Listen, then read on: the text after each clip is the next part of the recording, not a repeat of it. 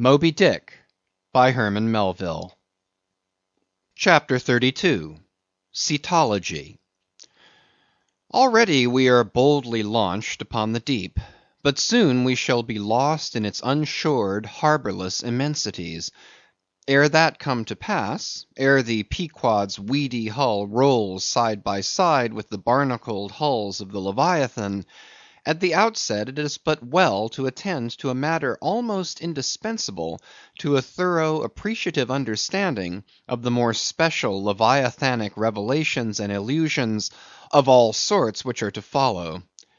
It is some systematized exhibition of the whale in his broad genera that I would now fain put before you, yet it is no easy task. The classification of the constituents of a chaos, nothing less is here essayed. Listen to what the best and latest authorities have laid down.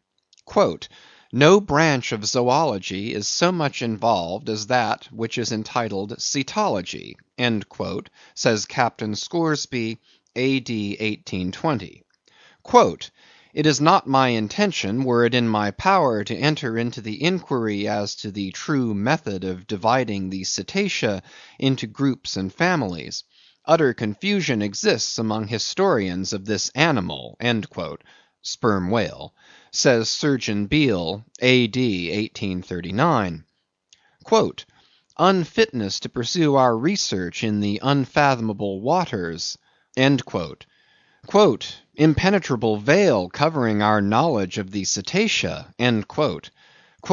"a field strewn with thorns," "all these incomplete indications but serve to torture us naturalists." Thus speak of the whale, the great Cuvier and John Hunter, and Lesson, those lights of zoology and anatomy. Nevertheless, though of real knowledge there be little, yet of books there are a plenty, and so, in some small degree, with cetology or the science of whales. Many are the men, small and great, old and new, landsmen and seamen, who have at large or in little written of the whale. Run over a few: the authors of the Bible, Aristotle, Pliny, Aldrovandi, Sir Thomas Browne, Gesner, Ray, Linnaeus, Rondeletius, Willoughby, Green, Artedi, Sibbald, Brisson, Martin, Lacépède, Bonterre, Desmarais, Baron Cuvier, Frederick Cuvier, John Hunter, Owen, Scoresby, Beale, Bennett, J. Ross Browne, the author of Miriam Coffin, Olmsted, and the Reverend T. Cheever. But to what ultimate generalizing purpose all these have written, the above cited extracts will show. Of the names in this list of whale authors, only those following Owen ever saw living whales, and but one of them was a real professional harpooneer and whaleman, I mean Captain Scoresby. On the separate subject of the Greenland or right whale, he is the best existing authority. But Scoresby knew nothing and says nothing of the great sperm whale, compared with which the Greenland whale is almost unworthy mentioning. And here be it said that the Greenland whale is a usurper upon the throne of the seas. He is not even by any means the largest of the whales. Yet owing to the long priority of his claims, and the profound ignorance which, until some 70 years back, invested the then fabulous or utterly unknown sperm whale, and which ignorance to this present day still reigns in all but some few scientific retreats and whale ports, this usurpation has been every way complete. Reference to nearly all the Leviathanic allusions in the great poets of past days will satisfy you that the Greenland whale, without one rival, was to them the monarch of the seas. But the time has at last come for a new proclamation. This is Charing Cross. Hear ye, good people all.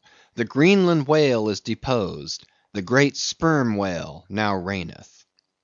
There are only two books in being which at all pretend to put the living sperm whale before you, and at the same time in the remotest degree succeed in the attempt. Those books are Beale's and Bennett's, both in their time surgeons to English South Sea whale ships, and both exact and reliable men. The original matter touching the sperm whale to be found in their volumes is necessarily small, but so far as it goes, it is of excellent quality, though mostly confined to scientific description. As yet, however, the sperm whale, scientific or poetic, lives not complete in any literature. Far above all other hunted whales, his is an unwritten life. Now the various species of whale need some sort of popular, comprehensive classification, if only an easy outline one for the present, hereafter to be filled in all its departments by subsequent laborers. As no better man advances to take this matter in hand, I hereupon offer my own poor endeavors.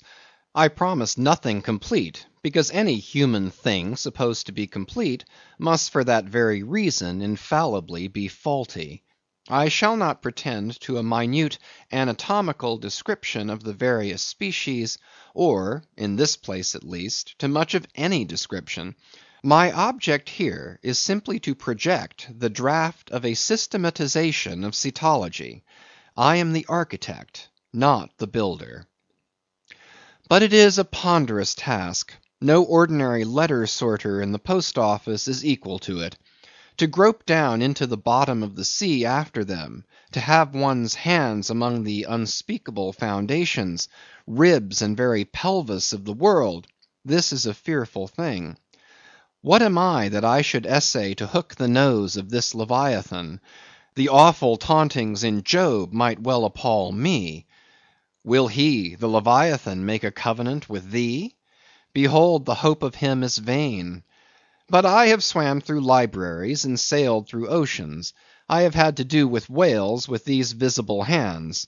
I am in earnest, and I will try. There are some preliminaries to settle. First, the uncertain, unsettled condition of this science of cetology is in the very vestibule attested by the fact that in some quarters it still remains a moot point whether the whale be a fish. In his System of Nature, A.D. 1776, Linnaeus declares, "I hereby separate the whales from the fish." But I of my own knowledge know that down to the year 1850, sharks and shad, alewives and herring, against Linnaeus's express edict, were still found dividing the possession of the same seas with the Leviathan. The grounds upon which Linnaeus would fain have banished the whales from the waters, he states as follows: "On account of their warm bilocular heart, their lungs, their movable eyelids, their hollow ears, penem intrantem feminam mammis lactantem," and finally, "ex lege naturae jure meritoque." I submitted all this to my friends Simeon Macey and Charley Coffin, of Nantucket, both messmates of mine in a certain voyage, and they united in the opinion that the reasons set forth were altogether insufficient. Charley profanely hinted they were humbug. Be it known that, waiving all argument, I take the good old-fashioned ground that the whale is a fish, and call upon holy Jonah to back me. This fundamental thing settled, the next point is, in what internal respect does the whale differ from other fish? Above, Linnaeus has given you those items, but in brief they are these: lungs and warm blood, whereas all other fish are lungless and cold-blooded. Next, how shall we define the whale by his obvious externals, so as conspicuously to label him for all time to come? To be short then, a whale is a spouting fish with a horizontal tail. There you have him. However contracted, that definition is the result of expanded meditation. A walrus spouts much like a whale, but the walrus is not a fish because he is amphibious. But the last term of the definition is still more cogent, as coupled with the first. Almost anyone must have noticed that all the fish familiar to landsmen have not a flat but a vertical or up and down tail; whereas among spouting fish the tail, though it may be similarly shaped, invariably assumes a horizontal position. By the above definition of what a whale is, I do by no means exclude from the Leviathanic brotherhood any sea creature hitherto identified with the whale by the best informed Nantucketers; nor, on the other hand, link with it any fish hitherto authoritatively regarded as alien. Hence, all the smaller spouting and horizontal tailed fish must be included in this ground plan of cetology. Now then, come the grand divisions of the entire whale host. Footnote: I am aware that down to the present time the fish styled lamatins and dugongs (pigfish and sowfish of the coffins of Nantucket) are included by many naturalists among the whales; but as these pigfish are a noisy contemptible set, mostly lurking in the mouths of rivers and feeding on wet hay, and especially as they do not spout, I deny their credentials as whales, and have presented them with their passports to quit the kingdom of cetology. First, according to magnitude, I divide the whales into 3 primary books, subdivisible into chapters, and these shall comprehend them all, both small and large. 1. The folio whale. 2. The octavo whale. 3. The duodecimo whale. As the type of the folio, I present the sperm whale; of the octavo, the grampus; of the duodecimo, the porpoise. Folios. Among these I here include the following chapters: 1. The sperm whale. 2. The right whale. 3. The finback whale. 4. The humpback whale. 5. The razorback whale. 6. The sulphur bottom whale. Book 1. Folio. Chapter 1. Sperm whale. This whale, among the English of old vaguely known as the trumpa whale, and the physeter whale, and the anvil-headed whale, is the present cachalot of the French, and the potzfisch of the Germans, and the macrocephalus of the long words.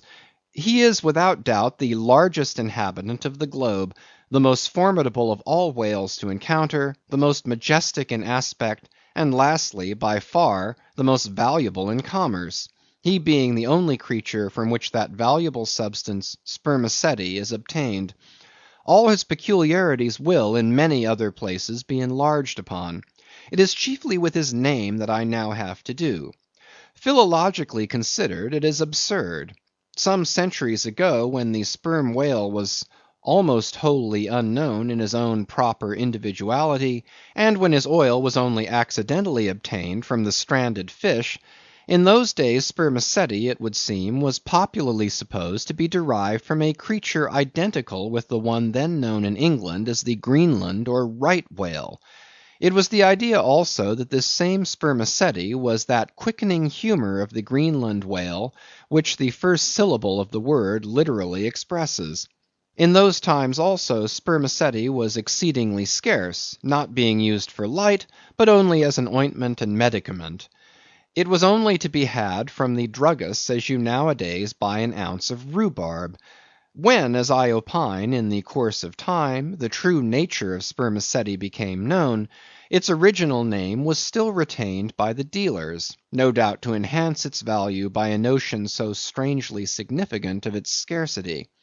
And so the appellation must have at last come to be bestowed upon the whale from which this spermaceti was really derived.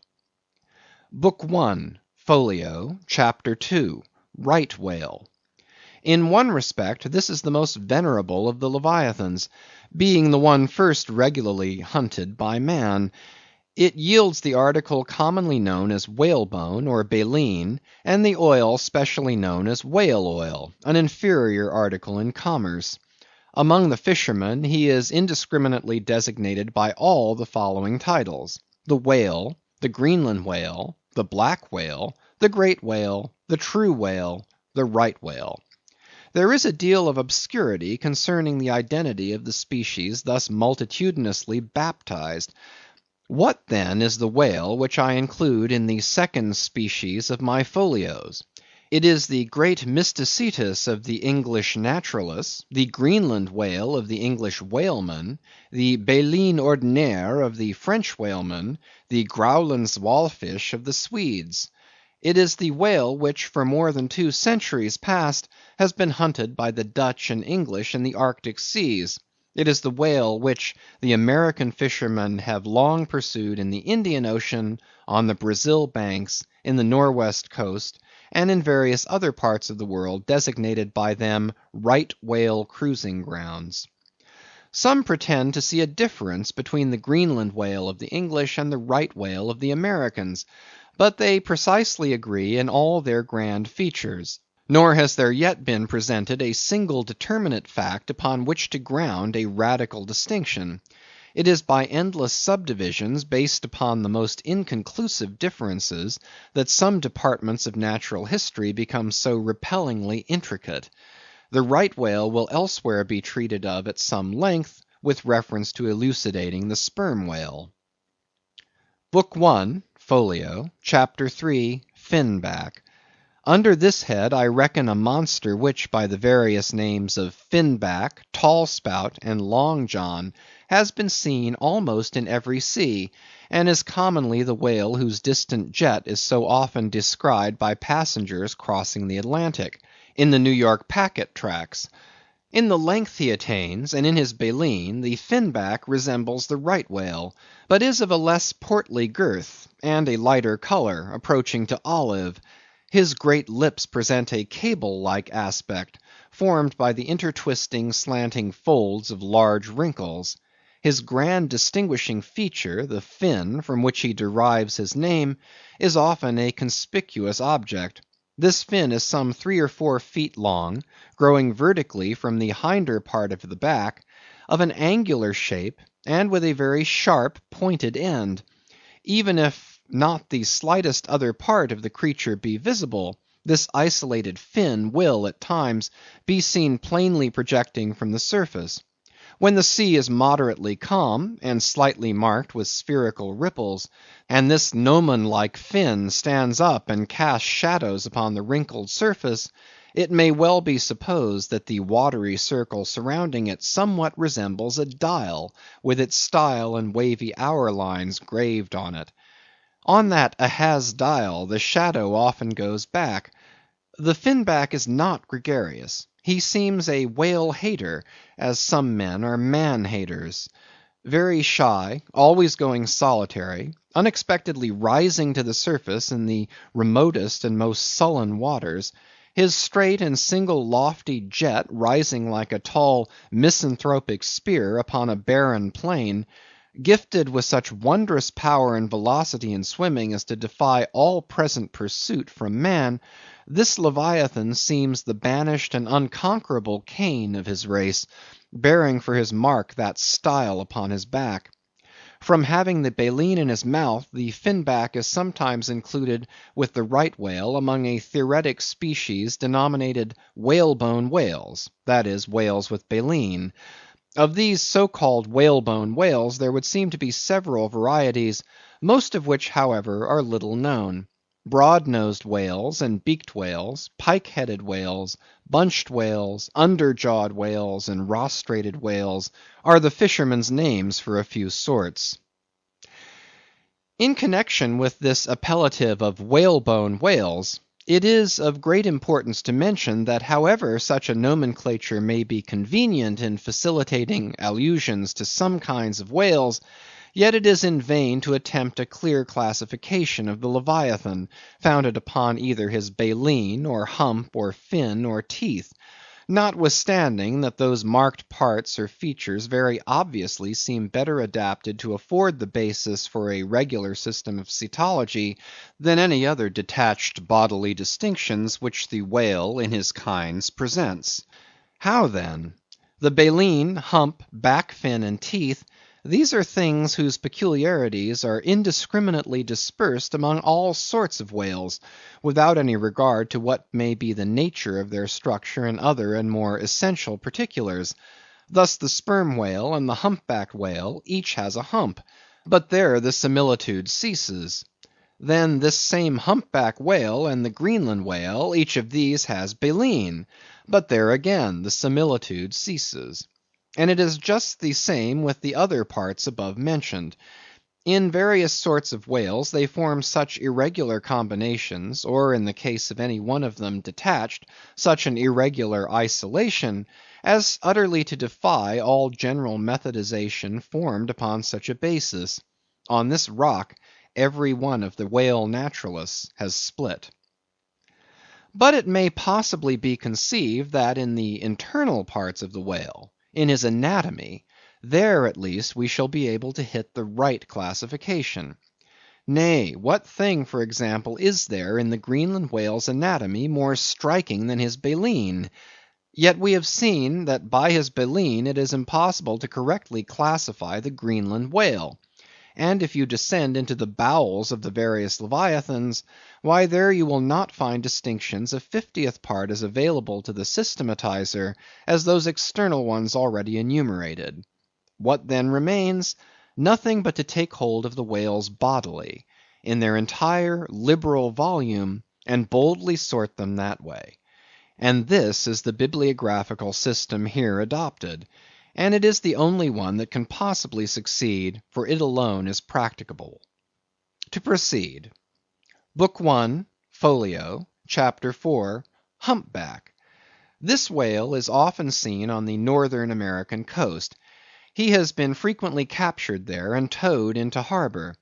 He has a great pack on him like a peddler, or you might call him the elephant and castle whale. At any rate, the popular name for him does not sufficiently distinguish him, since the sperm whale also has a hump, though a smaller one. His oil is not very valuable. He has baleen. He is the most gamesome and light-hearted of all whales, making more gay foam and whitewater generally than any other of them. Book 1, Folio, Chapter 5, Razorback. Of this whale little is known but his name. I have seen him at a distance off Cape Horn. Of a retiring nature, he eludes both hunters and philosophers. Though no coward, he has never yet shown any part of him but his back, which rises in a long sharp ridge. Let him go. I know little more of him, and nor does anybody else.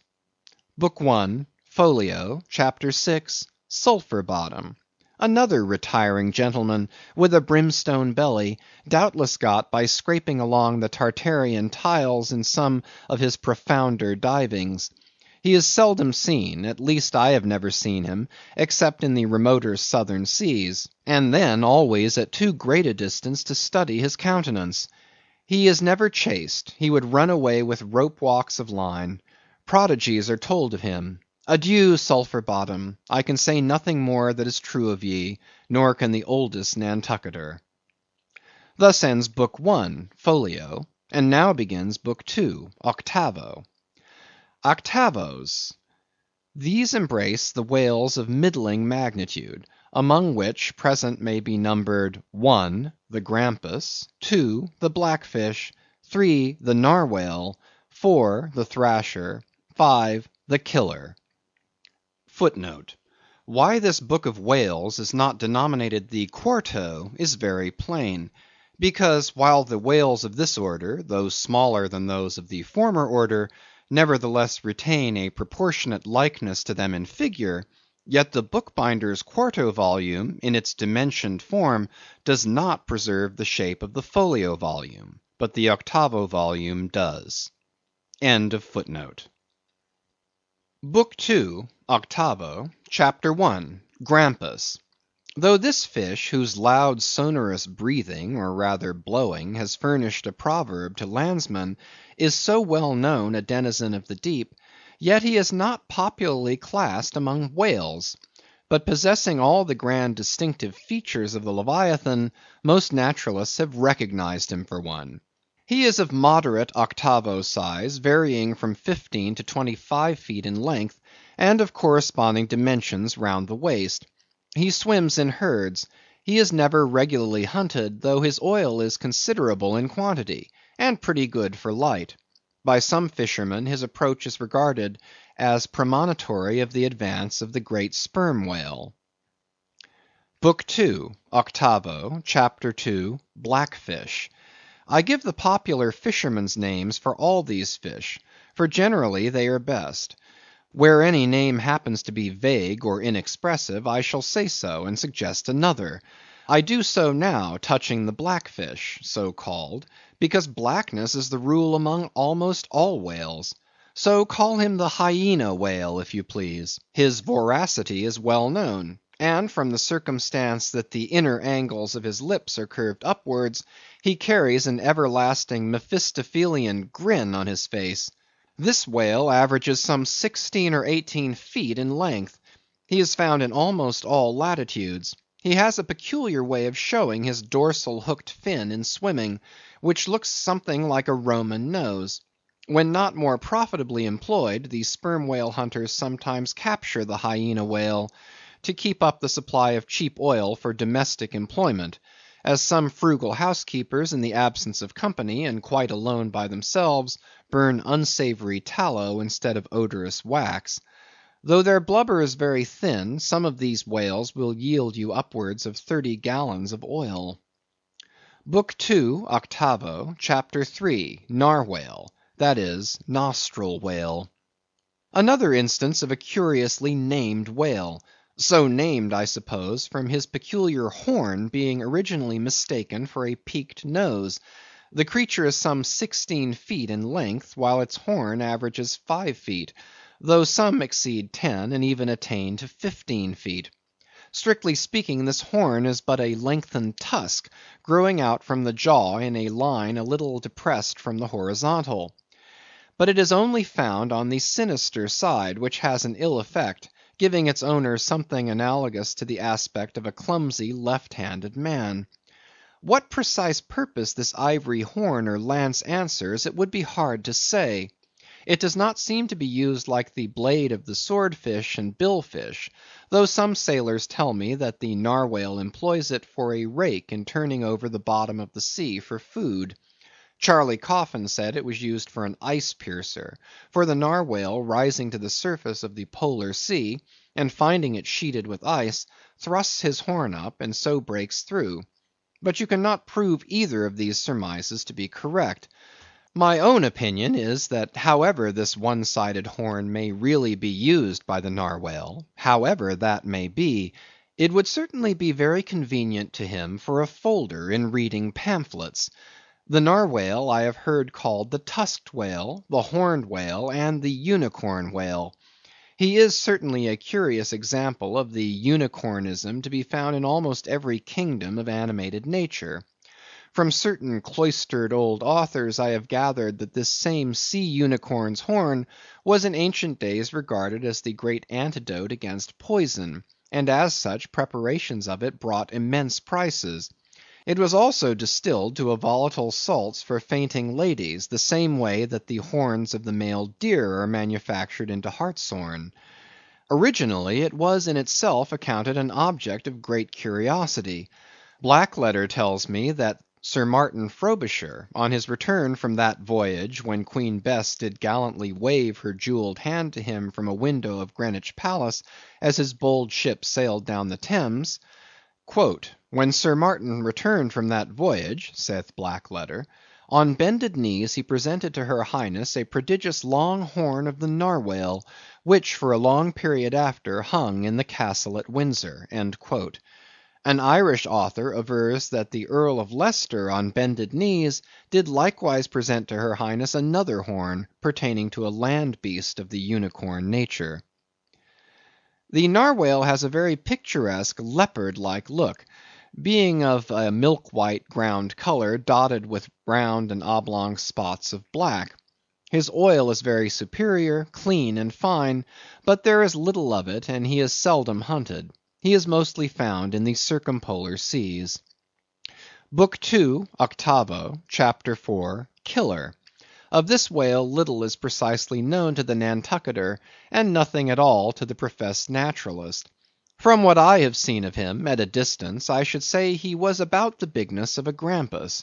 He is very savage, a sort of Fiji fish. He sometimes takes the great folio whales by the lip, and hangs there like a leech till the mighty brute is worried to death. The killer is never hunted. I never heard what sort of oil he has. Exception might be taken to the name bestowed upon this whale on the ground of its indistinctness. For we are all killers on land and on sea, Bonapartes and sharks included. Book II, 8vo, Chapter 5, Thrasher. This gentleman is famous for his tail, which he uses for a ferule in thrashing his foes. He mounts the folio whale's back, and as he swims, he works his passage by flogging him, as some schoolmasters get along in the world by a similar process. Still less is known of the thrasher than of the killer. Both are outlaws, even in the lawless seas. Thus ends Book II, 8vo, and begins Book III, 12mo. Duodecimos. These include the smaller whales. 1. The huzza porpoise. 2. The algerine porpoise. 3. The mealy-mouthed porpoise. To those who have not chanced specifically to study the subject, it may possibly seem strange that fishes not commonly exceeding 4 or 5 feet should be marshalled among whales, a word which, in the popular sense, always conveys the idea of hugeness. But the creatures set down above as duodecimos are infallibly whales, by the terms of my definition of what a whale is, i.e., a spouting fish with a horizontal tail. Book III, 12mo, Chapter 1, Huzza Porpoise. This is the common porpoise found almost all over the globe. The name is of my own bestowal, for there are more than one sort of porpoises, and something must be done to distinguish them. I call him thus, because he always swims in hilarious shoals, which, upon the broad sea, keep tossing themselves to heaven like caps in a 4th of July crowd. Their appearance is generally hailed with delight by the mariner. Full of fine spirits, they invariably come from the breezy billows to windward. They are the lads that always live before the wind. They are accounted a lucky omen. If you yourself can withstand 3 cheers at beholding these vivacious fish, then heaven help you. The spirit of godly gamesomeness is not in you. A well-fed, plump huzza porpoise will yield you 1 good gallon of good oil, but the fine and delicate fluid extracted from his jaws is exceedingly valuable. It is in request among jewelers and watchmakers. Sailors put it on their hones. Porpoise meat is good eating, you know. It may never have occurred to you that a porpoise spouts. Indeed, his spout is so small that it is not very readily discernible. But the next time you have a chance, watch him, and you will then see the great sperm whale himself in miniature. Book III, 12mo, Chapter 2, Algerine Porpoise. A pirate. Very savage. He is only found, I think, in the Pacific. He is somewhat larger than the huzza porpoise, but much of the same general make.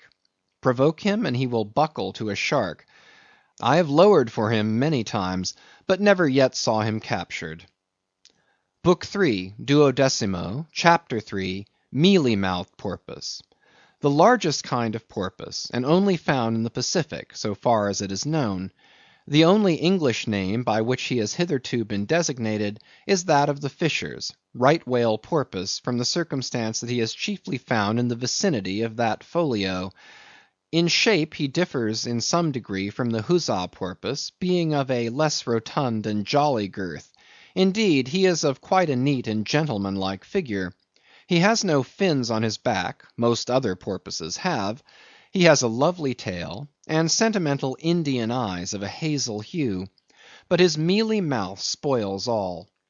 Though his entire back, down to his side fins, is of a deep sable, yet a boundary line, distinct as the mark in a ship's hull, called the bright waist, that line streaks him from stem to stern, with 2 separate colors, black above and white below.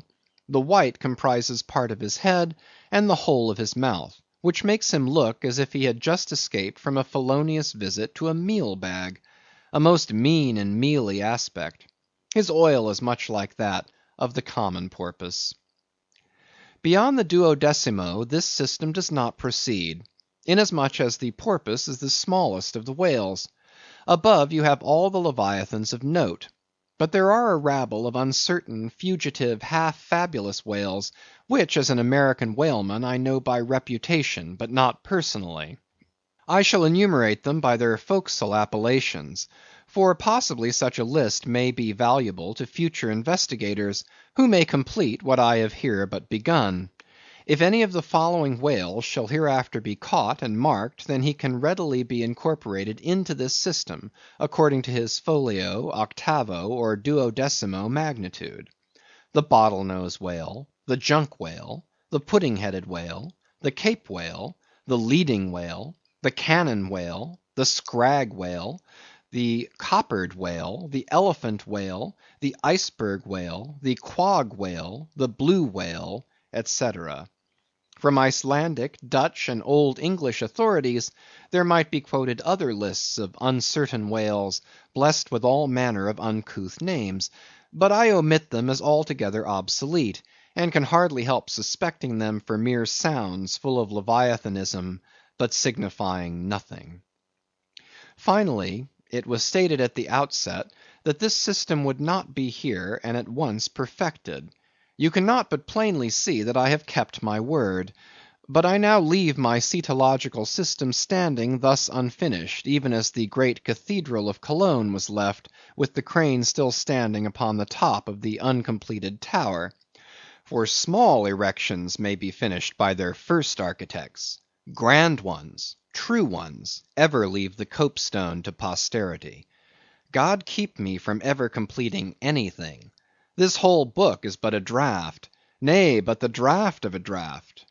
Oh, time, strength, cash, and patience! End of Chapter 32.